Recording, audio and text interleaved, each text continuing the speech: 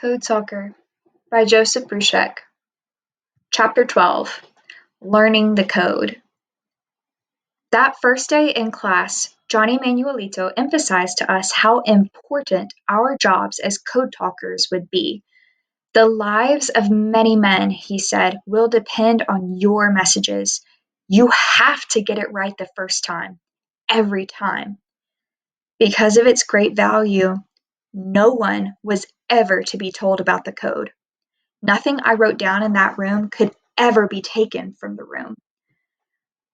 It all had to be kept stored in only one place, in my head. That was why everything put on the blackboards was quickly erased. Every scrap of paper we wrote on was collected at the end of the day. If I breathed a word about the very existence of the code to an outsider, even to another Navajo Marine who was not a code talker, I could be placed in the prison for the rest of the war. I have heard it said that we Navajos carried code books with us. That is not so. Some code books were printed up, but they were kept closely guarded. The only two places in the whole world where they were used were our training areas at Pearl Harbor and Camp Elliott. The code went with us everywhere, but only in our memories.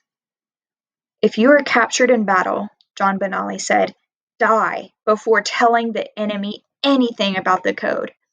Even if they beat you, even if bamboo splinters are shoved under your fingernails, you must keep quiet about our secret.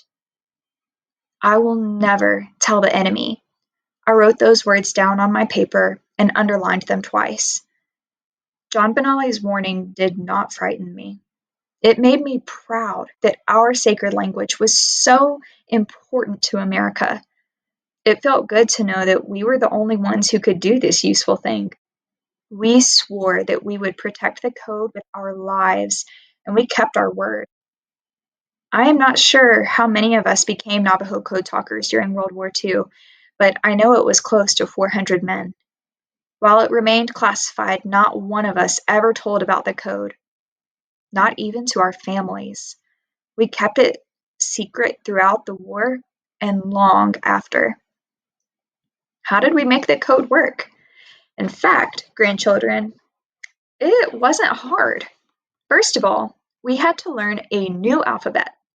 For every letter in the English alphabet, a Navajo word was assigned. Walachi'i, or ant, the very nickname that Hostine Mitchell gave me, was the first alphabet word in our code. That coincidence seemed to me to be a sign that the way of code talking was something I was meant to do and that I would do well at it. Biish duutsi'is, which is zinc, was the last. One of our jobs in our second class of Navajo code talkers was to assign even more Navajo words to the letters of the English alphabet that are used most often. That is because people who break codes can sometimes do so by hearing or seeing the same sound or symbol appearing many times. They call this word frequency.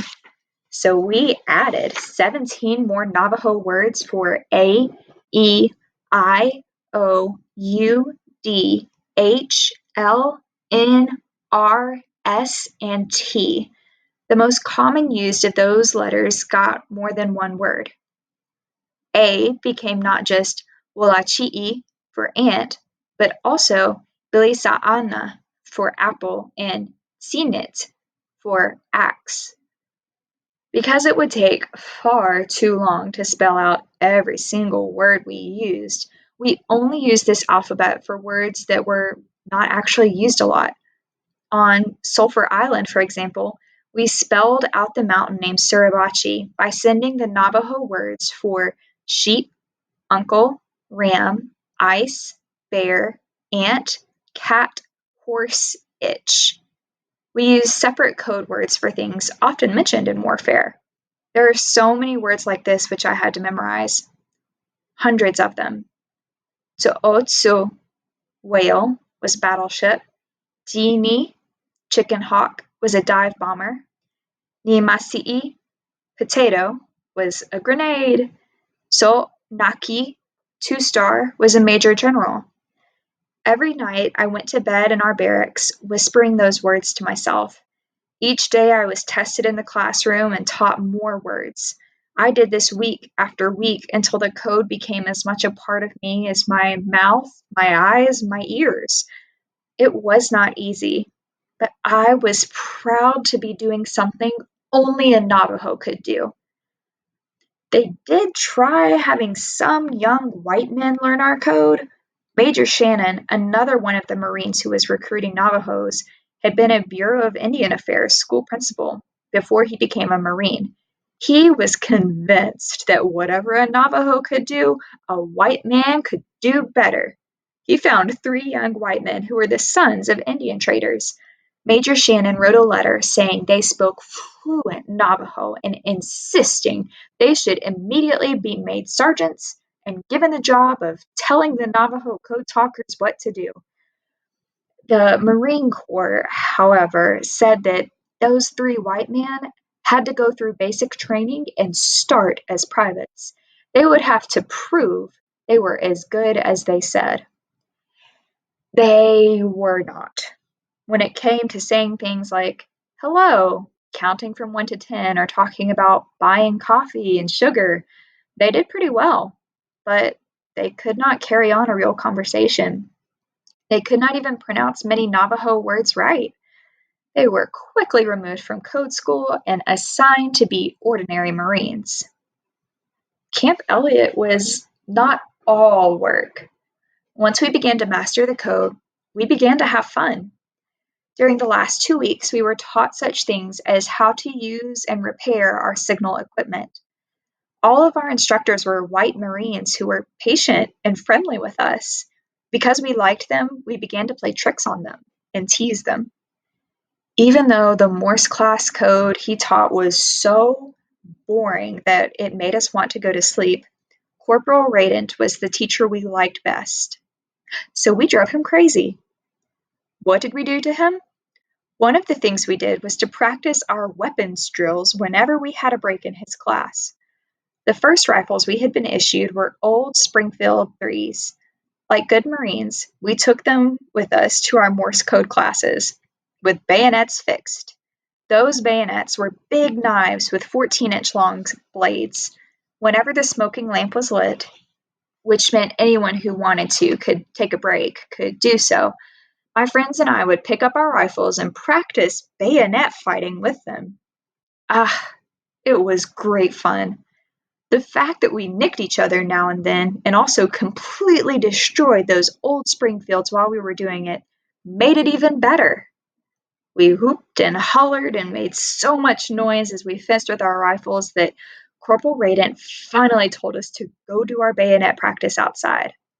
And just to let him know that we were really training hard, every now and then one of us would shove a bayonet through the wall of the tent near wherever he had taken refuge. Sadly, we had to end our fencing matches when we were issued new M1 rifles. The armory sergeant looked down at me sternly as he collected what was left of my Springfield. Yay, he said, you get even so much as a scratch on this here new M1. A big chunk of cash is going to be docked from your pay.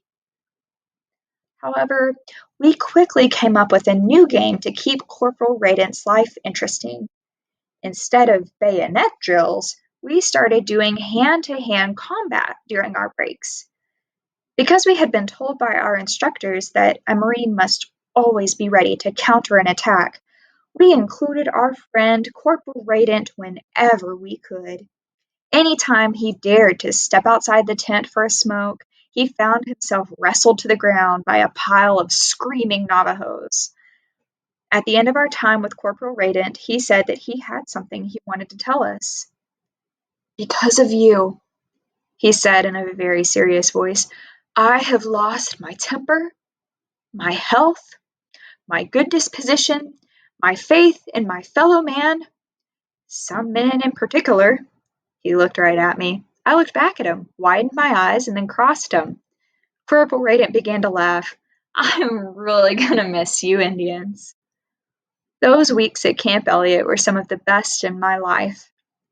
Much hardship and pain and sadness lay ahead of me, But during those weeks, as we prepared for war, I felt at peace. For so many years, I had been in schools where I was told never to speak our sacred language. I had to listen to the words of Biligana teachers who had no respect at all for our old ways and who told us that the best thing we could do would be to forget everything that made us Navajos. Now, practically overnight, that had all changed. Because it was important for us to speak Navajo, we used it with each other most of the time. Unlike at schools back on the reservation, we were not forced to speak only English. Sometimes, as we chatted with each other in Navajo, the other non Navajos would look at us, wondering if we were talking about them. But no one ever told us to stop. We were supposed to speak our sacred language here.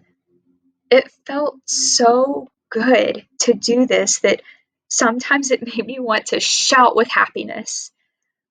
It is so good, Henry Bahi said to me one day near the end of our training. I nodded. Those few words said it all. It was so good. It was good to have our language respected in this way.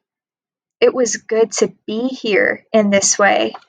It was good that we could do something no one but another Navajo could do. Knowing our own language and culture could save the lives of Americans we had never met and help defeat enemies who wanted to destroy us. I think that all of us felt that same way. I could tell by the smiles on their faces, the laughter that we shared, and the seriousness with which my fellow code talkers approached our work. Our hearts felt full as we studied the code, took apart and repaired radios in the field, and learned how to fight with our weapons. We were proud to be Marines, and even prouder of the role that we had been chosen to play. Now, grandchildren, when I say we were proud, I do not mean that we became self important. We did not go around thinking we were better than everyone else. We did not boast. Our pride was quiet and humble. We remembered that the language that now could be of such great use, our sacred language, had been passed down to us by our elders. We kept our elders and our families in mind as we studied. We remembered our sacred land. Each morning, I thought of my home and my family. I stood facing the rising sun. I took corn pollen from the pouch I always carried at my waist, touched it to my tongue and the top of my head, then lifted it up to the four sacred directions as I greeted the dawn. That pouch stayed with me wherever I went during the war. The blessing of that corn pollen helped keep me calm and balanced and safe. Near the end of our training, we decided to have a special Navajo dance at Camp Elliott to show our appreciation to those who had taught us so much. We also wanted to do something special for our non-Indian buddies who were going through regular Signal Corps training and knew nothing about our code. Some of them were very curious about our culture, and we figured we could at least share a little of our Navajo way with them. We got $20 from the camp athletic and morale officer to finance a ceremonial dance. We dressed in blankets and moccasins. We took off our Marine Corps caps and put headbands around our foreheads. Jimmy King, who was one of the best dancers in our class, played the drums as we danced. We sang the words of the riding song and the bluebird song as we circled about the camp. It was a good dance, and it entertained our white buddies. Some of them clapped their hands and tried to sing along with us. A few even tried to do some dance steps. Corporal Radent and a blonde Marine from Boston named Johnny Smith among them. Smitty, as everyone called him, had become one of my own special buddies, and I shook his hand when he finished dancing. There was so much laughter and so many smiling faces that day. Our songs were light-hearted, for we knew that a time lay ahead of us when our hearts might be heavy. At the end of our program, we had a special surprise. Jimmy King had translated the Marine Corps hymn into Navajo, and we all sang it together. Just about everyone knows that song these days, but when we put it into Navajo, it came out a little differently. Inhoka ike ani achlai, we sang. Ta'al tsogo nahi silkai. That meant, we have conquered all our enemies, all over the world. The last verse was the furthest from the original song. We did not sing it, but chanted it together like a prayer. Hozogo Nayeltaitu, we began. May we live in peace hereafter. And we ended it this way. Sila gotsoi duchalakai ya ansko das diz ii Washington b alkarhi kusila hozog kai hatin. It meant, if the Army and the Navy ever see heaven, the U.S. Marines will be living there in peace.